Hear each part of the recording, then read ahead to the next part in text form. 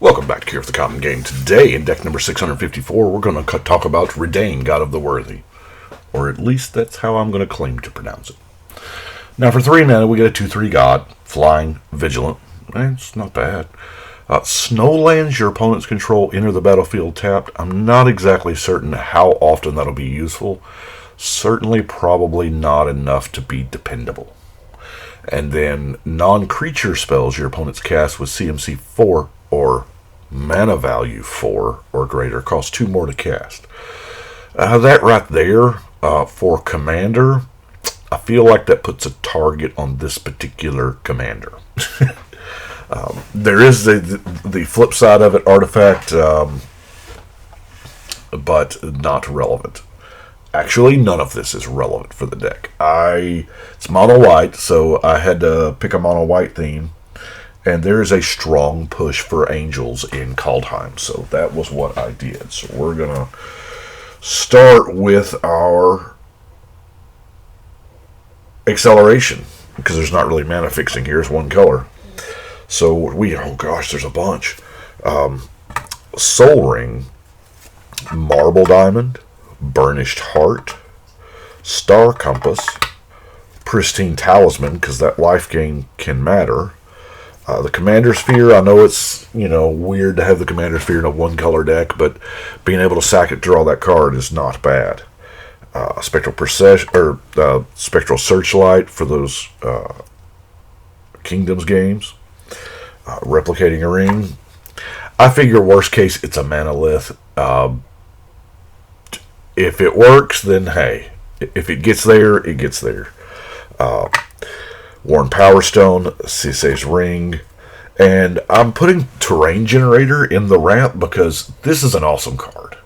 It really, really is. Almost put a foil in here. Whoa, those are expensive. But for mono white, Terrain Generator is awesome. That it lets you actually make some use out of. I don't really count the Explorer's Ramp since it does put the lands into your hand, but if you've got the Terrain Generator, it does give you something to, pop out there.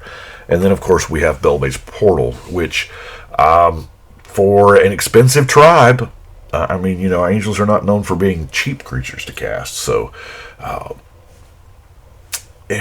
5 now and 3 apiece, maybe.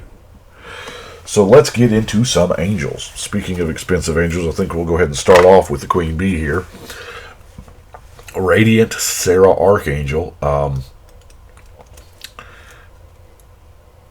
As far as big flying bodies go, hey, why not? Yeah, we're just going to go through them. Valkyrie Harbinger, Aegis Angel.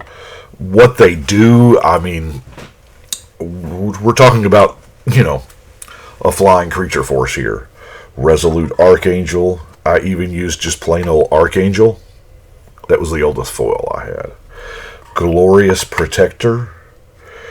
Herald of War. See, Herald of War, angel spells cost 1 less to cast for each counter on it, so that's why we're running stuff like the Karn's Bastion to proliferate.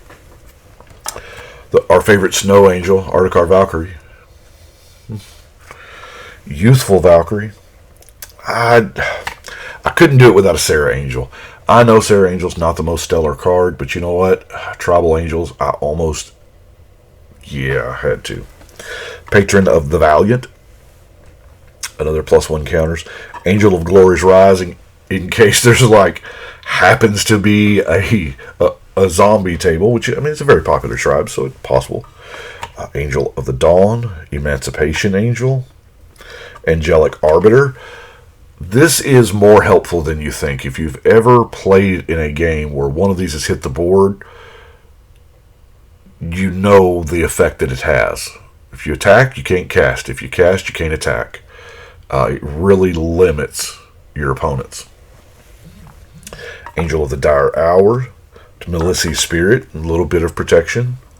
Righteous Valkyrie, Sarah Avenger, and Avenging Angel. So, you may put it on top of the library. Now, a few cards that are not necessarily angels, but, angel adjacent. Like I said, angel spells cost 2 less to cast. This is a 3-drop. So, yeah. So those 6-drop angels aren't as far away as we think they are. Bishop of Wings, here again, not an angel, but angel adjacent, if you will. And then Caliph, Sunmane Familiar, for some unknown reason. Apparently, I want to put 1/1 counters on my commander. Now, we're in mono white. Armored Ascension is a great card for mono white. I mean, it gives it flying. And to be honest with you, your commander is the best place for it. It really is. Dealing damage with a flying giant commander is a lot better than dealing damage with a non-commander. A few pump-up spells, Glorious Anthem, Basri Solidarity to kind of play off that +1 counter theme, sub-theme, maybe. Hall of Triumph, Rally the Ranks. Blinding Light. Now, I know it hasn't been printed a whole bunch, but if you're playing mono white, or at least a deck where all your creatures are white, because that's possible through multicolor and whatnot, Blinding Light is an amazing card. Yes, it is a sorcery. That is perfectly okay, because I'm going to cast it pre-combat because they think they have enough blockers to keep the flyers at bay, or whatever. Actually, doesn't matter if, yeah. And white being not a particularly popular color to do monocolor of, or to do any, because there's a stigma about white not being good enough for commander, so a lot of people shy away from it. So they're not going to... The odds of your opponents having a whole bunch of white creatures is pretty slim. So if you tap their entire team, hey, your team just became unblockable. Angelic Accord. Gain 4 or more life. Here's that life gain kicking in. You get angel tokens. Emira's Call. It's a land if you need it to be. I hate that non-angel creatures you control. Anyway. Righteousness. Yeah, Righteousness. Because people don't see it coming. Nobody plays this card. Nobody sees it coming. It's a blowout when you have it. And then Defy Death. It's a reanimation spell. Good chance it's going to be an angel, so it's going to get more bigger. Yeah, that's right. More bigger. So, now we are to removal. Of which, we're playing mono white. Mono white's got some removal. Started with Sunlance, non-white creature. There are the lightning bolt type effects don't get a lot of love in Commander, but you know what? Still useful, still good. Vow of Duty, Oblivion Ring, Condemn, Ravnica at War. We ain't got no multicolor permanents. We don't care. Celestial Flame, Winds of Wrath. I probably should have saved that for another deck. Disenchant, Return to Dust, Celestial Purge, Erase, Demystify, Afterlife, Planar Outburst, Take Vengeance. Let's look at Illumination. And a lot of people are like, well, the counterspell is not in favor of white. There's not. It's actually a worse disenchant, because you have to have it at that time. But there again, sometimes that matters. Sometimes you don't want that artifact or enchantment hitting the battlefield. So there are advantages. And I just like, in mono, tapping 2 planes and go and counter it. Then we have Planar Collapse. Now, because we are a, slower starting deck, the Planar Collapse is perfect. You can actually... there are 2 kinds of players when you throw Planar Collapse down on turn 2. Well, first off, that strategy can be flawed. It can be the right answer if everybody has ramped out, to mana creatures. Then this is going to reset the game back. However, you've got the two kinds of players that are, number one, it'll choke their hand and they'll stop playing creatures, or number two, they'll just play out whatever they have just to get it to go off and go away, which I guess it depends on which scenario is beneficial to you. But either way, it does have its advantages. And that brings us to the three other non-basics, the Myriad Landscape to help out a little ramp. We're Reliquary Tower. I